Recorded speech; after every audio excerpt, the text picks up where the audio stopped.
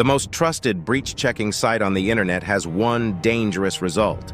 It's not the red one, not the one listing every breach your email was caught in. It's the green one. Good news, no pwnage found. Millions of people read that line, close the tab, and feel safe.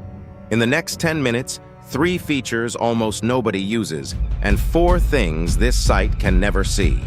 Don't close the tab on a green checkmark. Here's the scene. A breach hits the news. You hear about a site that checks if you're affected. You type your email, hold your breath. Green page, relief. You're fine. Except no pwnage found doesn't mean your data is safe. It means your data hasn't surfaced in the specific places this site can see. Those are very different sentences. Meanwhile, the red result misleads people the opposite way. 6 breaches panic, but 3 of them expose nothing but your email address. Annoying, not dangerous. People burn an evening changing every password except the one that actually mattered. Misreading this one page costs you either false peace or wasted panic. By the end of this video, you'll read it like a professional. The site is haveibeenpwned. One man built it. Troy Hunt, an Australian security researcher back in 2013, after the Adobe breach spilled 153 million accounts. Today, it holds the largest public collection of breached accounts on Earth. The FBI feeds it data. Governments monitor their own staff with it, and it's free. Which raises the obvious question. What exactly happens when you press search? When your email matches a breach, you don't just get a name, you get a card. Most people never read it. They should, because it answers the only question that matters: what exactly leaked? Every card lists the data classes: email addresses, passwords, phone numbers, physical addresses, dates of birth. Each one is a different weapon in someone else's hands. A password leak, that's a key. Whoever holds it can open your accounts. A phone number, that's a doorway to your text messages, your login codes. An address and birth date, that's raw material for a loan application with your name on it. The card also shows the breach date. And here's where it gets uncomfortable. The date the company was hacked and the date the world found out are routinely years apart, and some breaches you can't see at all from the public search. Sensitive breaches, dating sites, adult services are hidden to protect victims. They only appear after you verify you own the inbox. Same database. 2 different answers depending on whether the site knows it's really you asking. That last part is what sent me past the front page.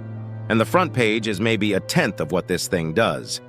Feature 1, password search. There's a separate page where you type a password, not your email, and it tells you how many times that exact password has appeared in breaches. When I tested an old favorite of mine, the answer was over 50,000 times.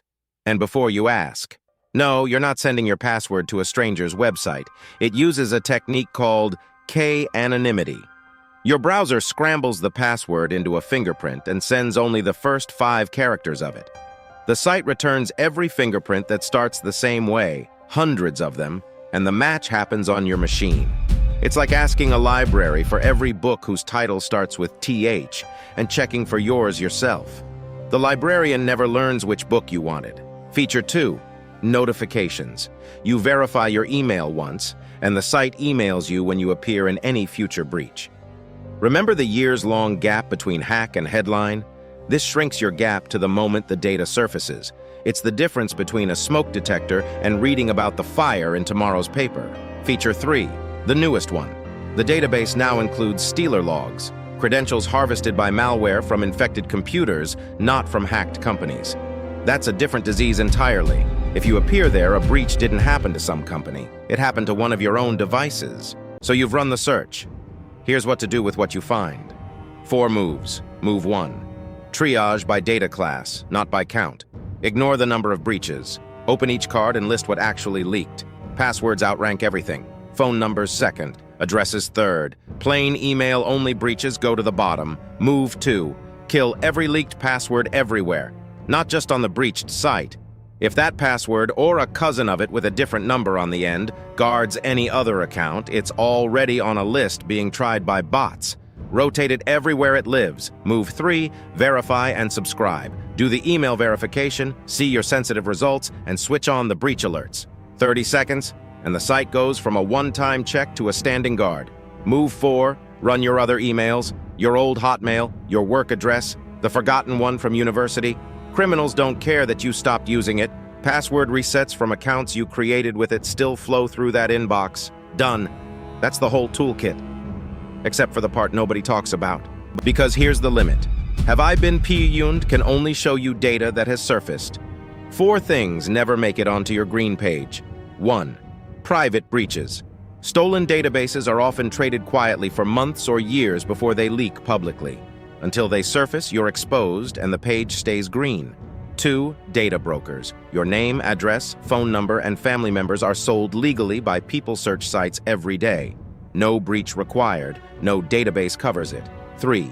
Live use. The site can tell you your password leaked in 2019. It cannot tell you someone logged into your account with it last night. 4. Most phone number breaches. Phone numbers only appear when a breach is matched to them. Most aren't.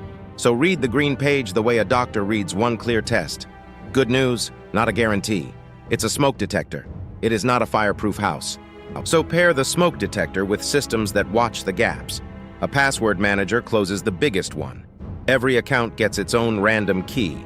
So even an invisible, unreported breach opens exactly one door. Many managers now run their own breach monitoring on top. Email aliases close another. Give every site a different address, and when one leaks, the alias tells you exactly who lost it. And data brokers?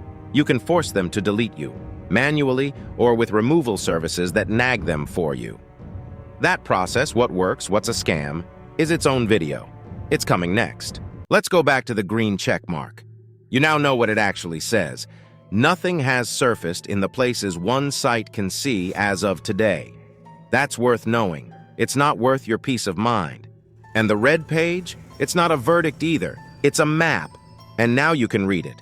So tonight, 3 actions. 1. Run every email you own through haveibeenpwned, the current ones and the forgotten ones. 2.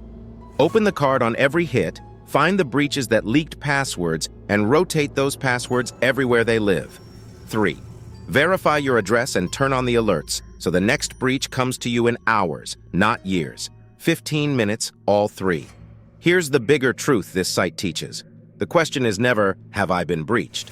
Statistically, you have. The question is what leaked, where it's headed, and whether you'll hear about the next one before the bots do. Subscribe if you want the next piece.